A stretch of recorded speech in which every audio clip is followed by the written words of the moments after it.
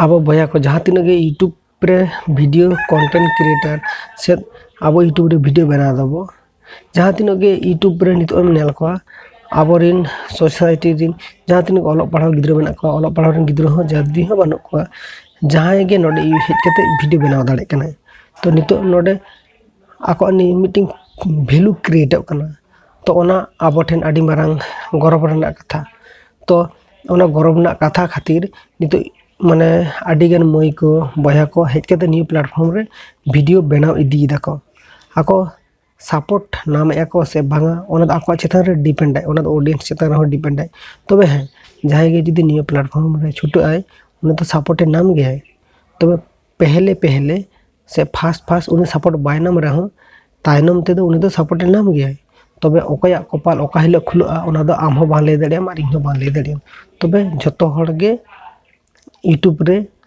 राकाब रना chance से YouTube एमा को गया है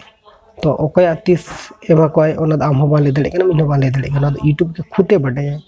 तो जहां को बया को से मई को आपे वीडियो यूट्यूब रे बना सने पिया आलपे दिरिया आपे ओका रिलेटेड वीडियो बनात इंटरेस्ट के बुझो दपे मन है कि इन नोआ रिलेटेड चैनल लाड़ा लखाने नोडे सपोर्ट नामा ताले आदो चिदा दिरी हिजु पे यूट्यूब रे कमी पे अर्निंग पे फेसबुक क्रिएट पे अच्छा कंटेंट अपलोड पे आपे हो सेणाया पे एटा हर हो सेको सिखना तको आपे ओने ओना के तो यूट्यूब प्लेटफॉर्म रे जबरदस्त चालू कना आपे अदर्स लैंग्वेज रिन क्रिएटर को फॉलो लखने नोडे बाडाय नाम पे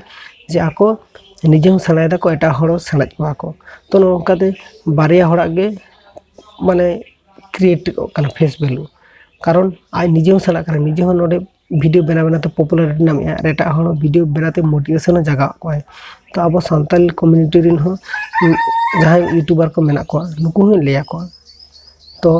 आपे लाइफ रे डिमोटिवेट रहो पे ना डिमोटिवेट खन आपे चितान से राकाब ते होई तपे और बांखान तो